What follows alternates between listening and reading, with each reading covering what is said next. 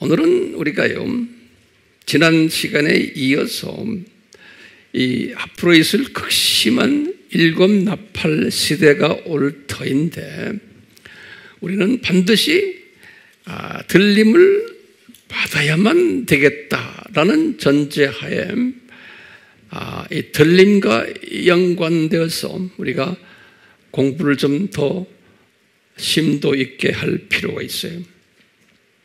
그래서 제가 우선요, 칠판에다가 우리가 다 아는 도표지만 다시 한번 정리하면서 이 도표를 잠깐 같이 보려고 그래요.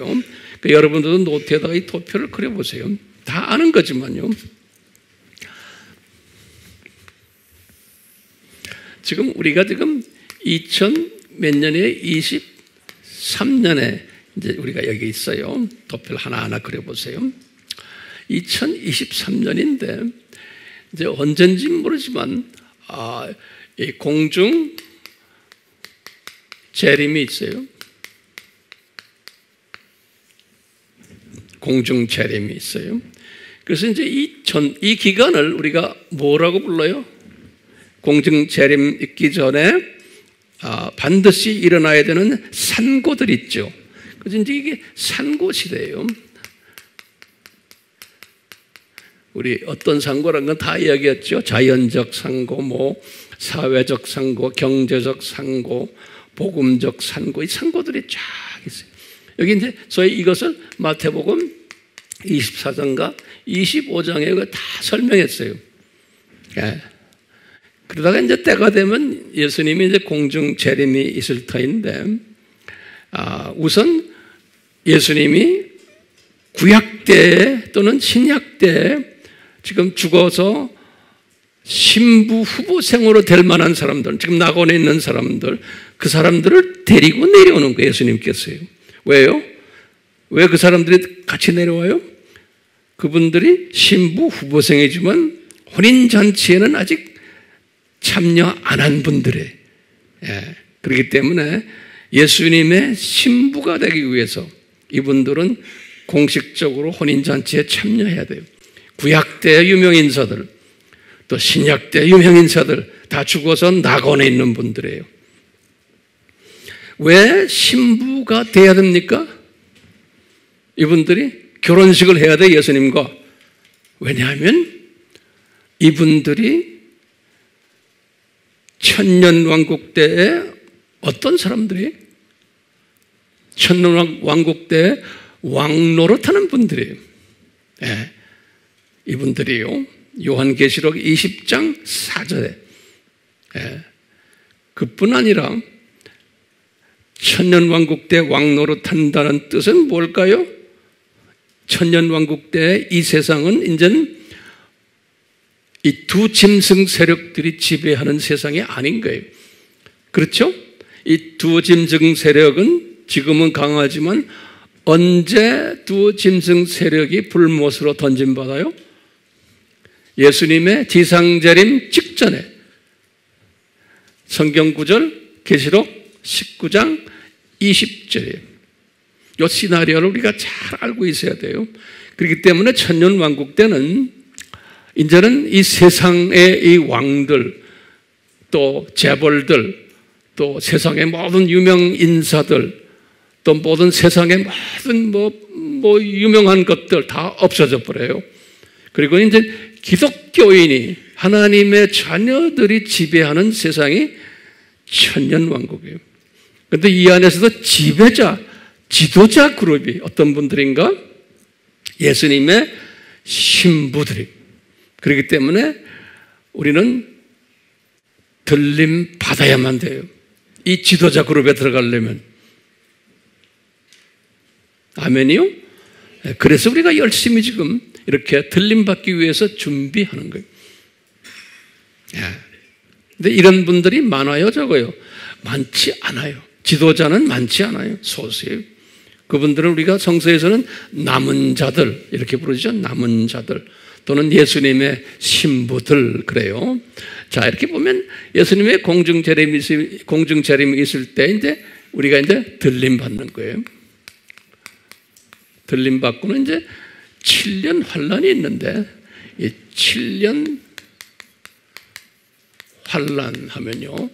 이제 우리가 이제 질문이 있어요. 무슨 질문이냐면 성경 어디에 7년이란 단어가 나옵니까? 라고 질문 던지는 거예요. 이거 잘 적으세요. 예, 이 7년이란 단어가 어디에 나옵니까? 그러면 잊지 말고 제일 먼저 기억해야 될 단어가 있어요. 다니엘이에요. 첫째, 다니엘서 9장 27절이에요. 꼭 잊지 말아주세요.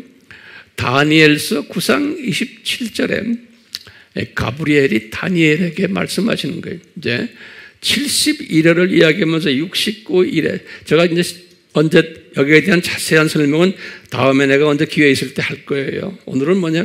마지막 원 위기예요. 영어로는 한 일이에요. 영어로는 원 위기예요. 원 위기 때가 언제냐면 7년 환란에 이때 영어로 보면 원 위기예요. 이 원 위기를 7년 환란이다 이렇게 보는 거예요. 그러면 황 목사님 어떻게 그게 원 위기 7년 환란입니까? 또 물어볼 거 아니에요?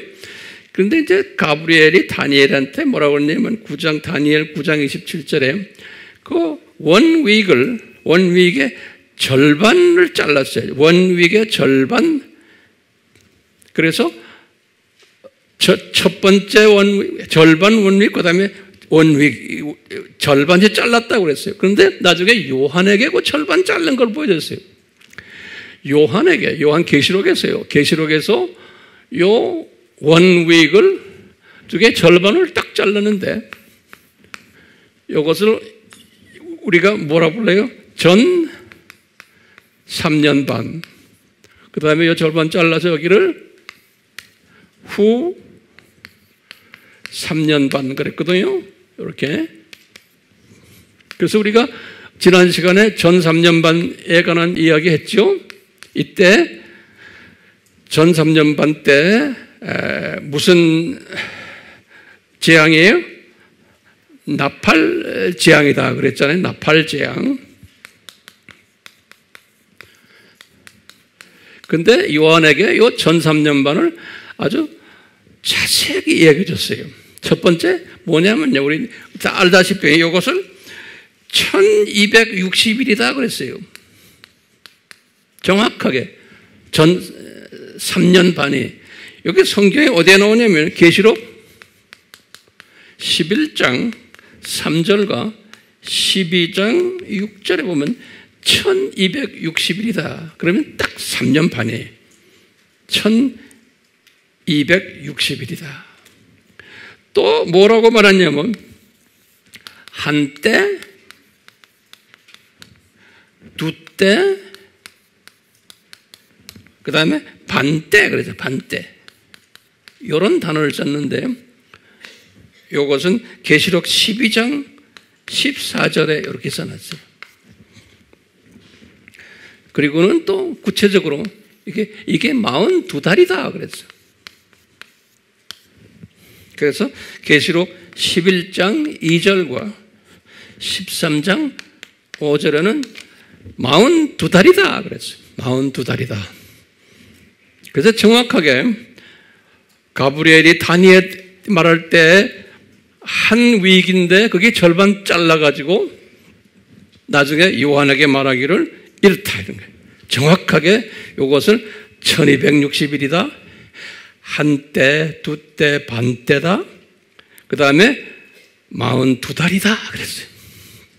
이렇게 세 번씩이나 다양하게 말해줬어요. 다시 말하면 요 3년, 7년 환란 중에 요 절반이 물리적으로 요 기간이라는 거예요. 물리적으로. 이게 하나의 상징이 아니고. 제 말 따라오세요?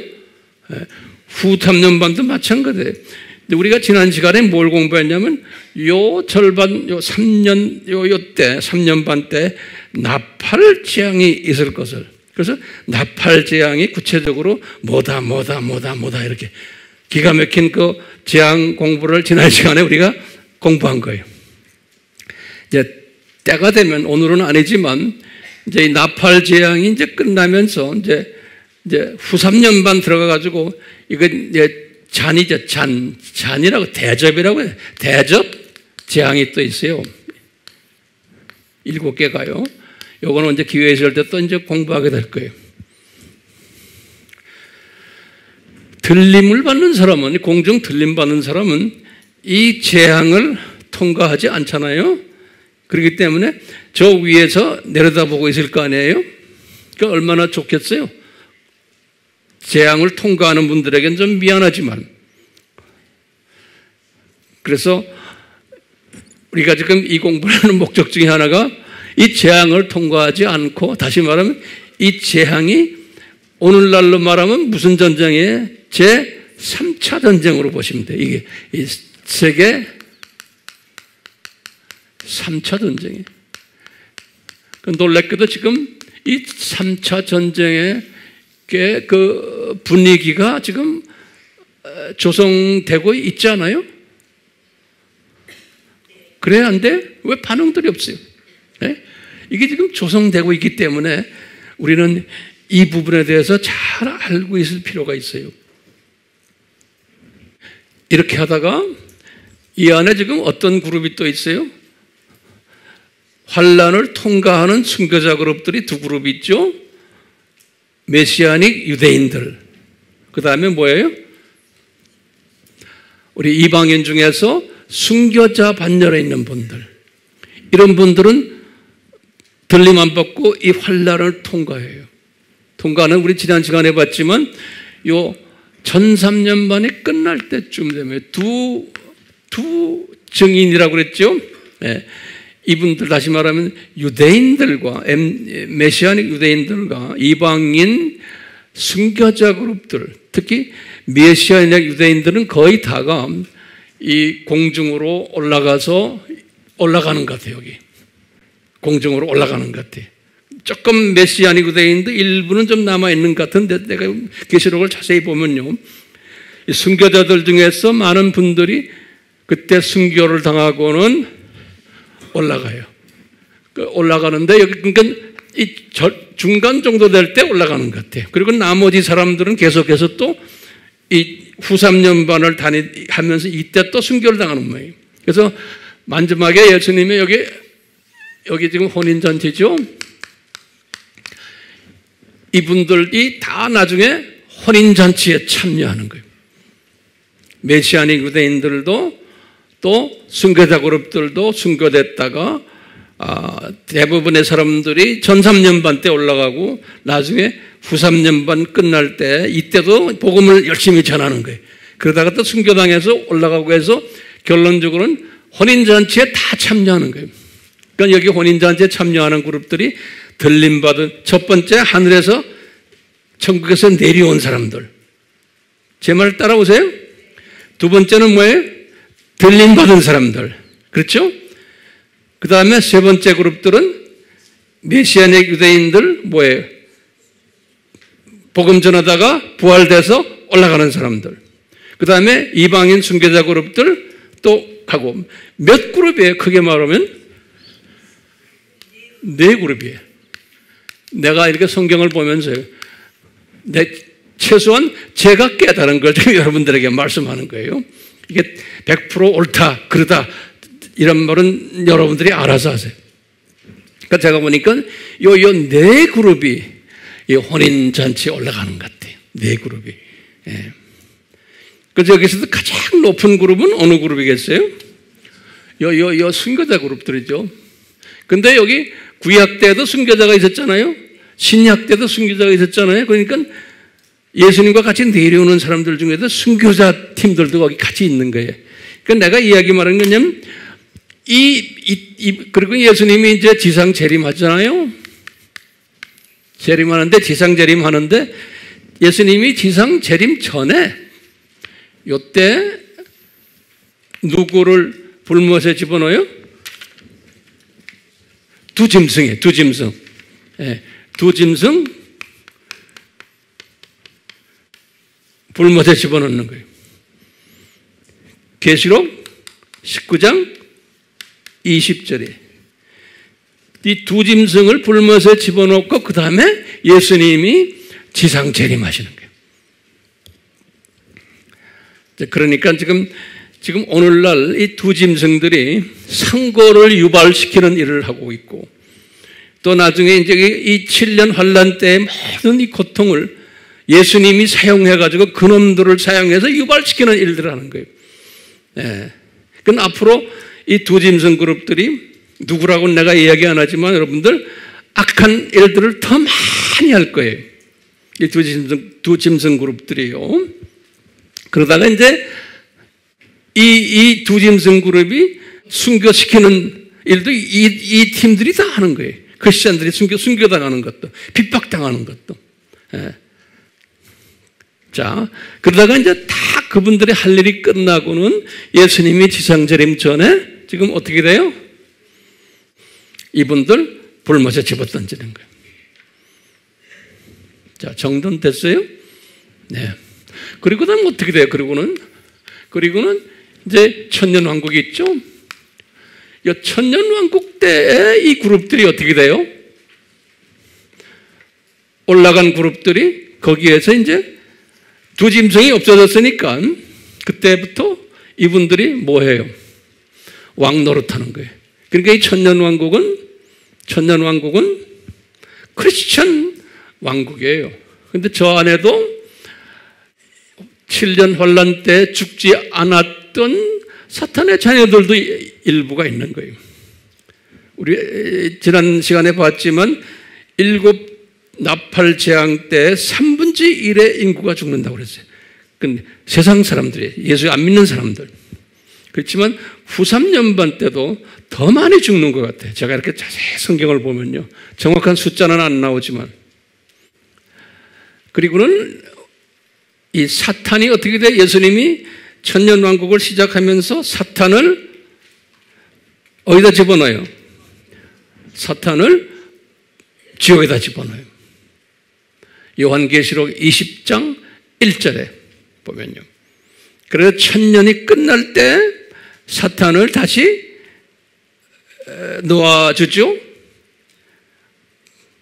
요한계시록 20장 7절에 보면 나와요. 20장 7절에.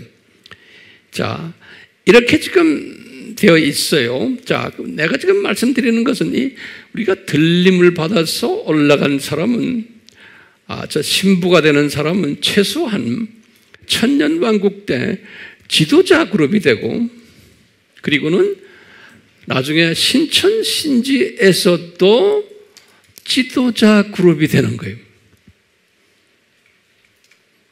그런 위치에 들어오시라고 지금 우리가 지금 이 공부를 하는 거고, 그런 위치에 들어오라고 우리가 1번 선교하는 거고, 각 나라에 선교를 하는 거고, 여기에 여러분들 기도도 하고 물질도 주님 앞에 바치고 내 시간과 나의 모든 것을 투자하는 거예요. 예.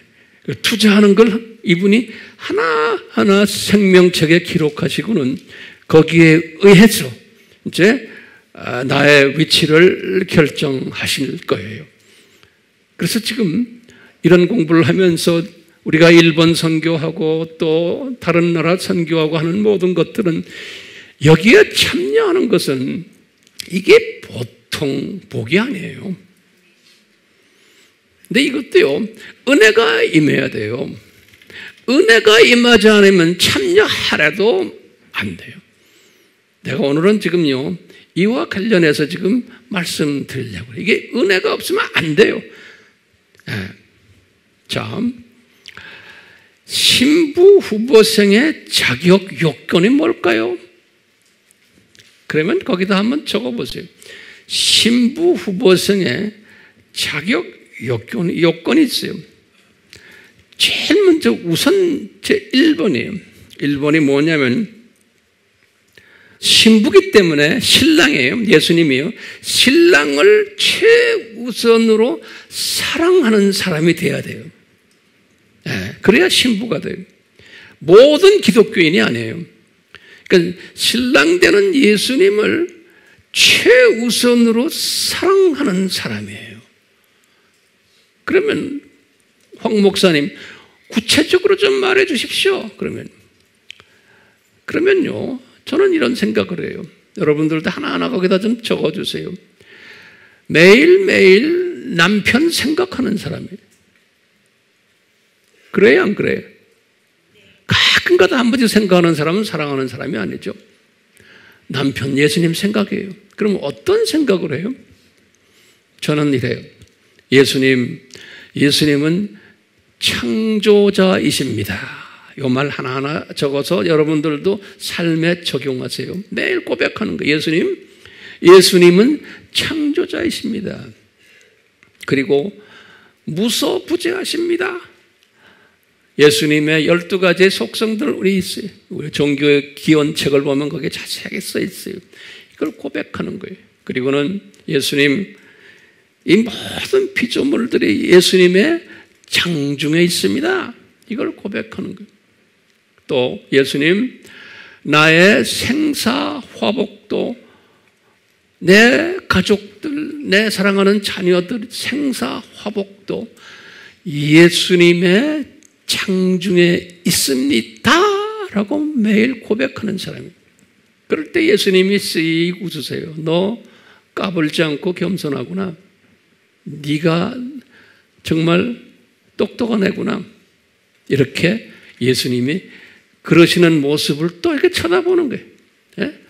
그러니까 겸손한 사람이에요. 까불지 않는 사람이에요. 예수님을 향해서 항상 이렇게 예수님은 대단하신 하나님이십니다 라는 걸 항상 고백하는 거예요. 그러니까 순간순간 예수님이 나의 삶을 지배하고 계시지요. 보고 계시지요. 그러니까 예수님의 임재를 항상 고백하면서 그분과 관계를 맺는 이 사람이 예수님을 사랑하는 사람이. 그래서 저는 이런 사람 되려고 나름대로 꽤 내 삶에 적용을 하고 있어요. 적용하는 사람인가 아닌가를 딱 보면 알아요. 그 사람 말하는 걸 보면 알아요. 아무리 성직자든 장로든 권사든 말하는 걸 보면 알아요. 아, 저 사람이 예수님을 진짜 사랑하면서 그분과 삶을 같이 하는가 아닌가 몇 마디 같이 들어보면 금방 알아요. 알아요, 몰라요? 그걸 알게 돼 있어요. 알게 돼 있어요. 그 최우선 예수님의 신부가 되려면, 다시 말하면 들림받는 혼인잔치에 들어가려면 최우선으로 뭐 해야 돼요? 예수님을 사랑해야 돼요. 구체적으로 사랑한다는 건 뭐라 제가 말씀드렸어요. 그래서 이제 예수님께서 팔복에서 제자들에게 그러죠. 너희들은 두 주인을 섬기지 말아라. 마태복음 6장 24절에서 다른 말로 표현하면 창조 목적에 순종하는 자가 되라.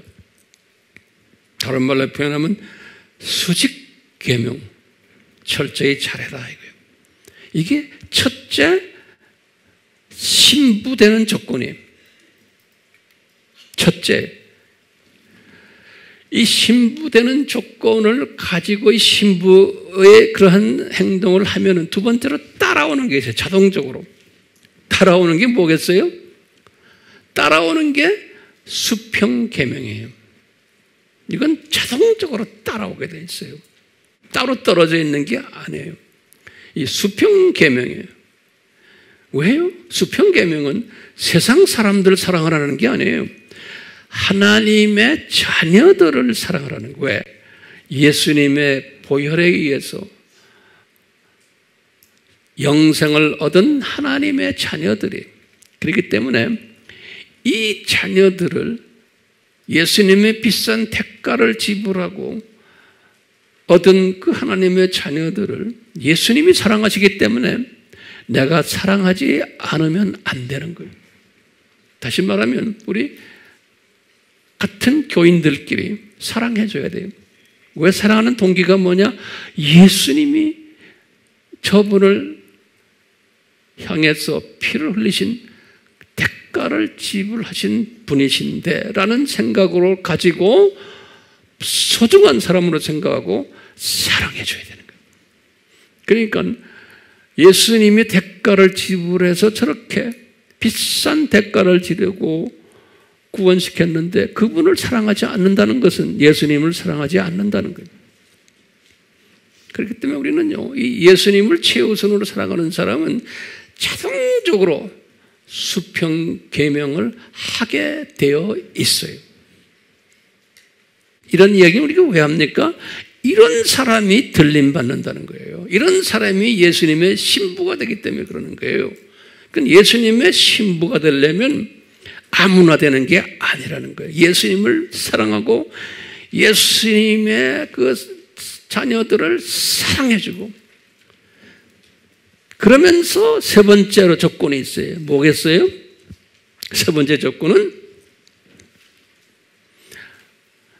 예수님의 자녀들을 낳아주는 사람이에요. 예수님께서 예정된 하나님의 자녀들이 있는데 이 사람들을 내가 임신하고, 우리 남편 예수님의 자녀들을 임신하고 출산하고 또 양육시켜주고 또 성장케 만들어서 그 자녀가 신부 후보생까지 되도록 하는 일, 이것이 예수님의 신부감들이에요. 다시 말하면 들림받는 사람들인 거예요. 이런 사람들이 돼야지만 되는데, 예수님께서는 지상 사명이죠. 뭐냐?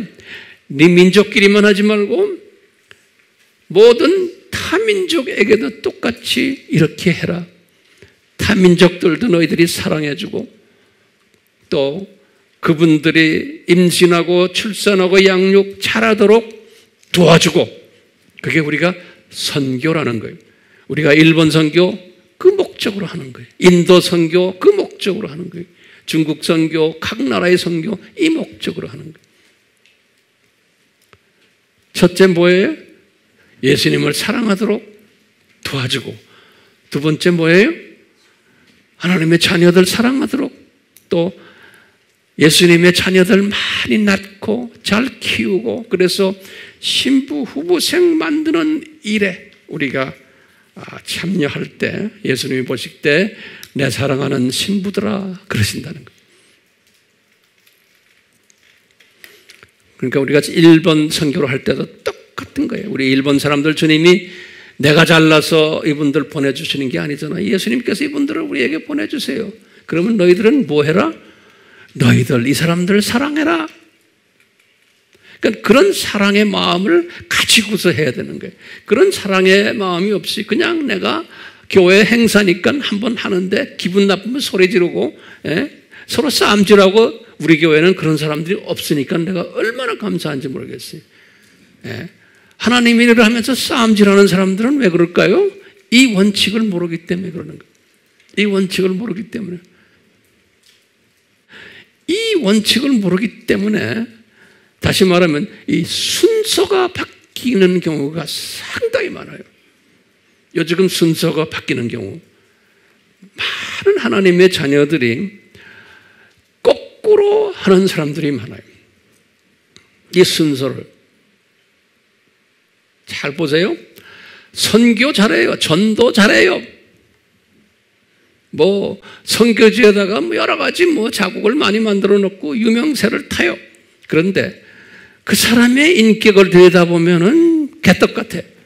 이런 사람 상당히 많아요. 목사들 중에, 선교사들 중에 우리나라만이 안에 전 세계에 깔려 있어요. 성품을 보면은 개떡 같아. 질투심이 많고 남을 정죄하고 뭐 교만하고 이래요. 그런데 선교 잘한다고 그러고 목회 잘한다고 그래요. 그리고 교인들도 엄청 모여요. 그런데 보니까 돈 좋아하고 명예 좋아하고 지 자랑하고 그것도 그냥 과시하고 막 이런 사람 있어요, 없어요? 왜 그래요? 이 순서가 바뀌었기 때문에 그러는 거예요. 이 순서가 밑바닥부터 올라가는 거예요. 제일 먼저 뭐예요? 밑바닥이 뭐예요? 선교한다고 그러고 아기를 낳는다고 그러고 출산한다고 양육한다고 하는데 알고 보니까 다 지 욕심이에요. 지 욕심대로 하는 거예요. 그렇기 때문에 하나님의 자녀들, 두 번째 자녀들을 사랑하지 않는 거예요. 그걸 그냥 하나의 도구로 이용만 하는, 교인들을 이용만 해요. 예. 자기 영광을 위해서. 그러니까 이런 식으로 하는 사람 많아요, 안 많아요? 한 사람만 이야기하네. 이런 식으로 하는 사람이 많아야 돼요. 왜요? 많아야지만 신부감이 소중한 거예요. 진짜 들림받는 신부는 많지 않게 돼 있어요. 네. 그러니까 이런 분별력을 우리가 가지고서 우리가 그 사람을 비평하는 게 아니고 나는 저렇게 하지 말아야지라는 거예요. 나를 위한 교육용으로 보는 거지 비판용으로 보면 안 돼요. 그런데 말이죠. 우리가 문제가 하나가 있어요. 이런 원칙을 아는데 이게 잘 안 되는 거예요. 예? 이 순서에 맞춰서 하려고 해야 된다는 논리적인 것은 아는데 그게 안 되고 항상 거꾸로 하는 거예요. 목사들이, 선교사들이 또는 권사들이, 장로들이 왜 그럴까요? 제가 깨달은 게 있어요. 그 이유는 뭐냐면 이 팔복의 가르침대로 안 하기 때문에 그런 거예요.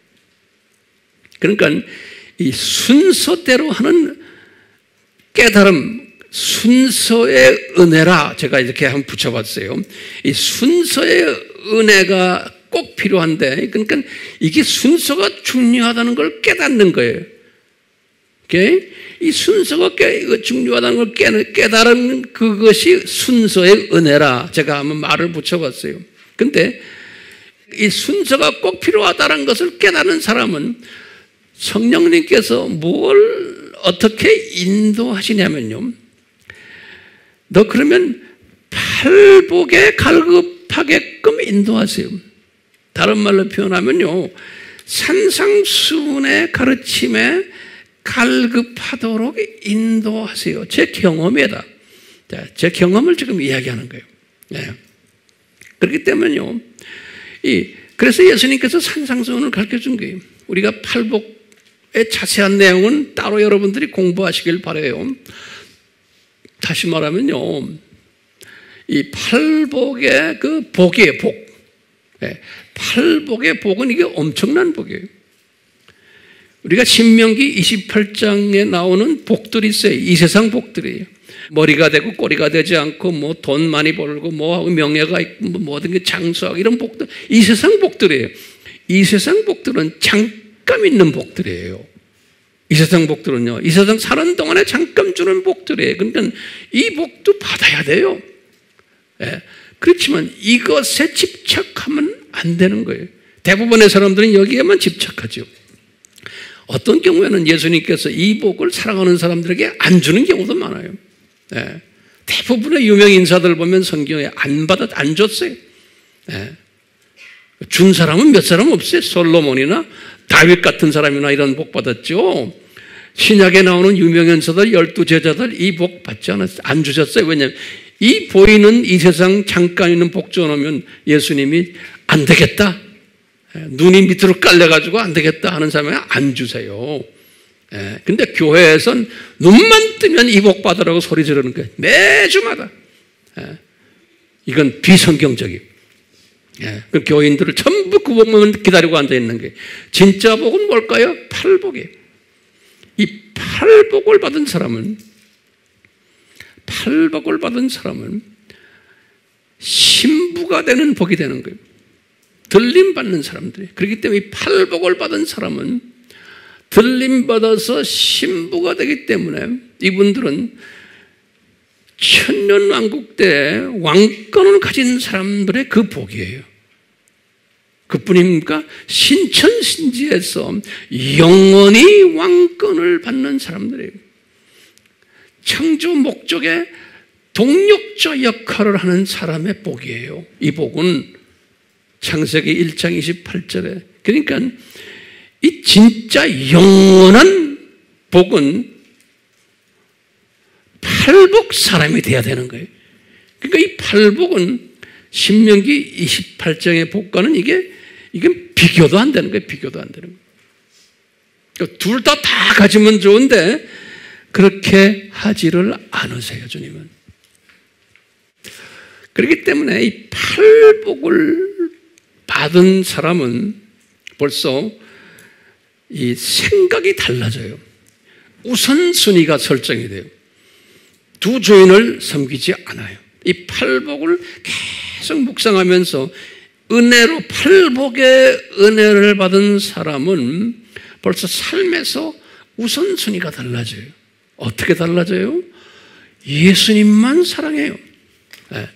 모든 것 다 예수님이 하셨다. 예수님 고마워요. 예수님만 인정하고 그분께 감사드리고 그분 이야기만 해요. 이 팔복의 복을 받은 사람은 벌써 달라요. 첫 번째 순서가 뭐예요? 제일 높은 뭐예요? 수직계명이죠. 수직계명 다시 말하면 예수님만 사랑해요. 예수님만. 모든 것을 다 예수님에게만 대입을 해요. 적용하고. 그러니까 예수님이 하셨어요. 내가 한 게 없어요. 저도 마찬가지예요. 이 사역을 내가 한 게 없습니다, 주님. 여러분들에게 자꾸 내가 고백해야 돼요. 황 목사님이 한 게 아닙니다. 예수님이 이 귀한 파트너들을 보내주셔서 주님이 이렇게 하신 거지 내가 한 게 아닙니다. 난 자꾸 고백해야 돼요. 왜 그래요? 이 순서대로 해야지만 된다는 걸 내가 알기 때문에 그러는 거예요. 내가 잘나서 지금 이 사역이 이만큼 됐더라고는 요만큼 생각도 하면 안 돼요. 그러니까 이 팔복의 은혜를 받은 사람은 예수님이 그러는 거예요. 내가 구제를 해도 숨어버리고 기도를 많이 해도 숨어서 기도하고 금식을 해도 숨어서 하고 그러니까 나팔을 불지 않는 거예요. 예수님께서 그러는 게 이 산상수훈에서 마태복음 6장에 그러는 거예요. 이 팔복을 안 하는 사람은 벌써 외식하는 자를 나타내고 내가 뭐 했다고 내가 구제도 내가 했다고는 나팔 불게 되고 같은 하나님의 사람인데 구제해도 어디 가서 소문 내고 뭐 프랑카드 달고 신문에 광고 내고 뭐 했다고 기도해도 쥐어 소리만 지르고 뭐 했다 기도해 뭐 소문 나는 거 많죠. 금식을 해도 뭐 금식성회 뭐 금식은 그렇게 하는 게 아니잖아요. 숨어서 하라고 그랬는데 그러니까 이 모든 게 행사 위주로 막 하는 사람들은 이 순서가 틀려먹은 거예요. 그러니까 이런 분들 들림 받겠어요? 안 받겠어요? 들림 못 받아요. 제가 볼 때 아무리 열심히 해도 왜? 영광을 지가 받는 거예요. 지가 인정받고 지가 유명해지고 다들 지 욕심에 가 있는 거예요. 다시 말하면 첫 번째 예수님 사랑하는 데 없는 거예요. 지 사랑, 지 욕심, 지 비전 이렇게 나오는 거예요. 왜 그럴까요? 팔복을 제대로 안 해서 그러는 거예요. 신명기 28장의 복은 받기를 원하면서 거기에 초점이 가 있지 인격의 변화에 대한 복은 기대를 하지 않기 때문에 그런 변화가 없기 때문에 그러는 거예요. 그렇기 때문에 우리가요 항상 염두에 두는 거예요. 그렇기 때문에 이 팔복을 항상 생각하는 사람은 예수님을 사랑하는 사람은 벌써 수평계명에서도 달라요. 어떻게 해야 돼요? 이제 산상수훈에서 나와요. 뭐냐? 눈으로 이를 이로 갚지 않아요. 오른밤을 치면 왼밤도 갖다 대려고 그래요. 웃옷을 달라고 고소하면 외투까지 주고 오리 가자면 심리도 가지고 구하면 또 달라고 하면 주고 원수 사랑하기 위해서 기도 100%는 아니지만 그렇게 되려고 흉내내는 사람들이에요. 내가 이야기해 흉내내는 우리가 100% 못해요. 못한다고 산상수훈에서 가르쳐줬어요. 우리는 율법을 100% 지키지 못한다는 거예요. 그렇지만 그렇게 흉내내는 사람이에요. 수평계명을 하면서요. 나도 100% 못해요. 흉내만 내는 거예요. 흉내만. 근데 흉내내는 그 모습을 보면서 예수님이 사랑하시는 거예요. 우리가 못한다는 것을 항상 예수님께 고백하면서 그러니까 우리가 이 팔복을 하면서도 항상 애통하고 겸손하고 항상 주님에게 더 나의 나약함을 고백하면서 팔복을 지키는 사람들이, 그러니까 이미 벌써 남을 정죄하기 시작하고 이러면은 팔복 사람이겠어요? 아니겠어요? 아니에요. 그러니까 끝없이 나의 부족함을 내가 더 느끼고 고백하는 사람이 팔복 사람이에요. 그러면서 우선순위가 철저하게 된 사람이에요. 그래서 예수님께서 산상수훈에서 그러는 거예요. 이 팔복에 약한 사람들은, 우선순위가 약한 사람들은 교만해가지고 어떻게 하느냐? 지 속에 들어있는 들보는 보지 못하고 형제 눈에 들어있는 티눈을 보는 그런 짓들을 한다는 거예요. 7장 1절에서부터 5절에 그랬어요. 이것이 더 심해지면 어떻게 변하느냐? 거짓 선지자가 돼가지고 겉으로는 양의 옷을 입고 있는데 그 속은 약탈하는 일이라는 거예요. 성직자 중에 이런 사람들 많다는 거예요. 예수님이 말씀하셨어요. 그래서 예수님이 내 이름으로 뭐 설교도 하고 병도 고치고 내 이름으로 기적도 일으키고 내 이름으로 다 하는데 예수님이 I don't know who you are. 너가 누군지 내가 모르겠다 그랬어요. 왜 그러냐? 순수가 바뀌어가지고 지 영광을 위해서 지 욕심을 위해서 하다 보면은 이게 심해지면은 나중에 구원도 잃어버리는 사탄의 그 자녀처럼 돼버린다. 그런데 창조 목적에 위배하는 거예요. 유명해지고 돈도 많아지고 뭐 이러다 보면요. 겉으로 보면 이 사람들 볼 때는 성공한 목사야. 성공한 사람이야. 성공한 장로야. 그런데 보니까 그게 엉터리들인 거예요. 왜? 예수님이 산상수훈에서 말씀하신 거예요. 그렇게 되지 말아라. 그런 놈들 꽤 많단다. 그러는 거예요. 우리가 기독교 역사 2000년을 되다 보면 이런 놈들 엄청나게 많아요. 가운 입고 뭐하고 박사하고 뭐 이런 놈들이 뭐 높은 위치에 있는 놈들이 나쁜 짓 엄청나게 한 이야기가 기독교 역사에 깔려 있어요. 제가 전 세계를 다니면서 보면 목사들이 이런 놈들이 훨씬 더 많아요. 아프리카 가도 마찬가지, 인도 가도 마찬가지고 미국 백인들도 마찬가지예요. 우리나라가 아니겠어요? 엄청 많아요. 왜? 예수님이 산상수훈에서 미리 다 말씀하신 거예요. 그러니까 우리가 어떻게 해야 돼요? 우리는 순서를 철저하게 지켜야 돼. 오케이? 제가 이것을 항상 내 삶에 대입하는 거예요. 황 목사, 너 유명세 타려고 그래? 까불지 마, 이놈아. 알았어요. 저 유명세 타기 싫어요. 너, 뭐, 유명세 타가지고 어쩌겠다는 거예요. 그러니까 저는 항상 조심해요. 왜? 이러다가 내가 그냥 주님한테 그냥 쫓겨날까봐. 왜? 이 원칙을 알기 때문에 그러는 거예요. 그렇기 때문에 주님께서는 계속 숨겨놓으세요. 유명세 타면 변질될 만한 사람은, 사랑하는 사람은 숨겨놓으세요. 그러니까 바울 같은 사람도 왜요? 그 사람도 계속 뜨기만 하면 딴짓할 거 빤히 알거든요. 그분의 성품을 아시거든요, 예수님이. 그러니까 항상 숨겨놓고 핍박만 받게 만드는 거예요. 베드로도 마찬가지예요. 12 제자들 다 유명세 못하게 하는 거예요. 요새는 폴 하면 세인 폴 성인이 되어버렸지만 그 당시에는 바울 하면 사람들 다 도망갔어요. 유명세가 없었어요. 기독교 역사가 그렇게 만들어놨죠. 그렇기 때문에요, 우리는 어떤 사람이 돼야 돼요? 우리가 지금 일본 선교하면서, 인도 선교하면서, 각 나라 선교하면서 우리는 항상 뭐 해야 돼요? 내 욕심을 따라하면 안 돼요. 예수님을 만족시키는 일에 우선으로 해야 돼요. 예수님, 우리가 일본 팀들을 섬길 터인데 주님이 보내주신 이 사람들 우리가 사랑하겠습니다. 섬기겠습니다. 이런 마음을 가지고 이분들을 사랑해주고 섬기면은요, 예수님이 기뻐하시고, 예수님이 기뻐하신다는 말은 이분을 섬기는 거예요. 이분을 기쁘게 하는 건 이분이 영광 받으신다는 거예요.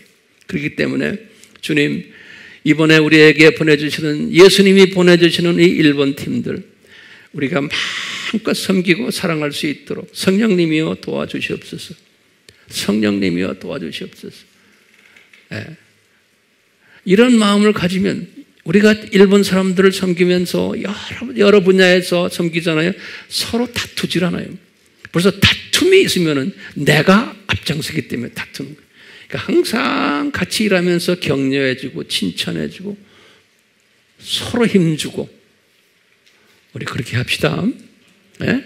그러면 우리가 이번에 섬기는 이 일본 이 세미나가 주님 앞에 기억이 되어서 우리의 생명책에 조금이라도 잘했다 점수가 올라가잖아요.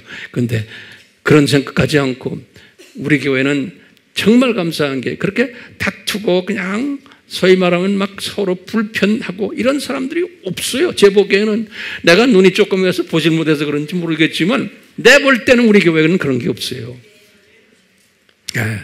그 주님의 크신 은혜죠. 네? 그렇기 때문에 우리는 이런 게 없기 때문에 저는 이 믿음의 그 비전을 이렇게 봐요. 내가 칼럼에서 썼지만 우리 AMI 식구들은 다가 들림 받겠구나. 그 중에 일부는 들림 안 받고 순교자 반열에도 있겠지만 지난번에 제가 한번 여쭤봤죠. 순교자 반열 들어갈 사람 손 들어보자 하니까 하나도 안 들어요. 그래서 혹시나 그렇지만 우리가 이 혼인잔치에서 그 구약대 유명인사들 신약대 유명인사들과 같이 우리가 혼인잔치에서 만나겠구나. 또 우리가 섬기는 모든 선교지의 각 나라의 형제 자매들도 만나겠구나 라는 믿음의 비전이 이 비전을 우리가 보시기를 바라요. 예수님도 히브리서 12장 2절에 그랬죠. 예수님도 이 믿음의 비전을 가지고 십자가의 아픔을 참으셨다고 그랬어요. 히브리서 12장 2절이죠. 예수님도 이 비전을 가졌듯이 우리도 이 비전을 가져야 돼요. 이게 믿음의 비전이에요. 믿음의 비전이에요. 이 믿음의 비전을 다시 한번 간단히 한마디로 정리하면 우리가 예수님의 신부로서 혼인잔치에 참여하겠구나. 이 비전을 우선 보는 거예요. 두 번째는 뭘 보겠어요? 데이토페에서 보듯이 천년왕국 때 왕노릇 하는구나. 이 비전을 보는 거예요. 근데 벌써 천년왕국 시작하기 전에 예수님의 재림 전에 이 악한 두 짐승들 싹 불못에 던짐받겠구나. 이 비전을 또 우리가 보는 거예요. 보여요? 그 비전을 보면은 지금 이렇게 악한 세상, 악하게 노는 이놈들을 가지고 내가 불평할 필요가 있어요, 없어요? 없어요. 당연히 해야 되는 걸 지금 하는구나 라고 보는 거예요. 네. 그러다가 저놈들이 어떻게 되겠구나 이 비전을 우리가 보고 있는 사람들 아니에요. 첫 번째 비전은 예수님의 신부의 복을 받는 비전. 두 번째는 천년왕국 때 왕노릇하는 비전이 이게 보이세요? 세 번째 비전은 신천신지에서 왕노릇하는 비전이 영원히. 네 번째 비전은 예수님의 창조 목적 파트너의 역할을 하면서 상당히 바쁘게 지내겠구나 라는 이 비전이. 이 비전을 딱 보면서 우리가 지금도 이렇게 한 걸음 한 걸음 걸어가는 거예요. 이 비전을 보는 사람은 뭐에 강해야 돼요? 팔복에 강해야 돼요. 팔복이 그래서 복이라고 그러는 거예요. 복. 이 비전을 보는 복이에요. 이 복, 그래서 복이라고 그러는 거예요. 이 신명기 28장의 복은 잠깐 이 세상에 사는 동안에 받는 그냥 복이고, 진짜 복은 팔복의 사람이 되면은 영의 눈이 열리면서 받는 복이에요. 예수님의 신부가 되는 복, 천년왕국 때 왕이 되는 복, 신천진지에서 왕이 되는 복, 예수님의 동력자 되는 복, 이 복. 우리가 이 복을 받은 사람들, 앞으로 받을 분들이기 때문에 서로가 팔복의 사람이 되도록 최선을 다해야 돼.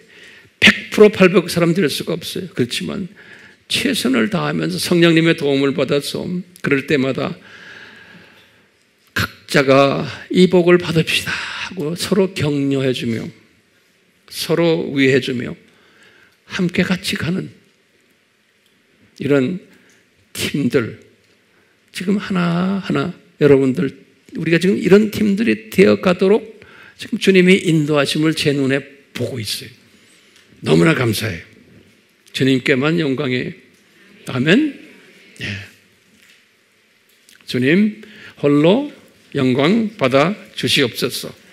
우리에게 이 팔복의 이 복을 100%는 아니지만 조금씩이라도 날로 증폭시켜 주셔서 우리의 삶 속에서 이 팔복의 그 은혜를 마음껏 우리가 경험하고 엔조이하며 이 복을 통해서 또 우리가 섬기는 모든 내민족과 일본 팀들, 중국 팀들, 동남아 팀들, 아프리카 팀들이, 인도 팀들이 이 복을 전수받는 도구가 되는 우리가 되도록 주여 은혜 베풀어 주시옵소서. 예수님의 이름으로 기도드리옵나이다. 아멘.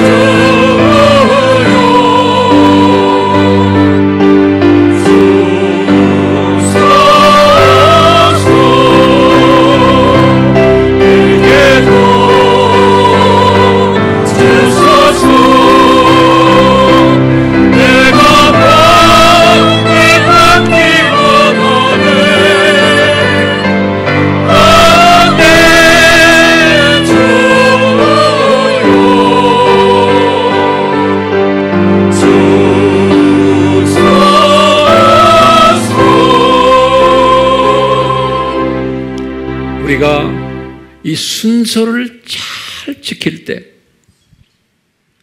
주여 신명기 28장의 복만이 아니고 마태복음 5장의 산상수훈에서 말씀하시는 팔복, 이 복을 받을 것인데 이 복은 구체적으로 주여 저희들이 들림받는 또는 숨겨져 반절에 있는 예수님의 신부가 되는 복, 이 복이 우리의 비전 속에 항상 떠나지 않기를 바라며, 이 복을 받은 자는 자동적으로 주여 천년왕국대의 지도자급에 들어가고, 그뿐만 아니라 신천진지에서 영원히 지도자급이 되는, 주여 창조 목적의 파트너가 되는 그러한 소수의 복된 자가 될 수 있음을 오늘 깨달았습니다. 주여 이 복을 우리에게 허락해 주시고, 우리가 섬기는 여러 족속들, 주님이 보내주시는 이 족속들도 이 복을 받는 족속들이 되도록 우리를 도구로 사용해 주시옵소서. 삼위 하나님, 이 복을 우리에게 주실 줄 믿고 감사드리며 홀로 영광 받아 주시옵소서. 예수님의 이름으로 축원하옵나이다. 아멘.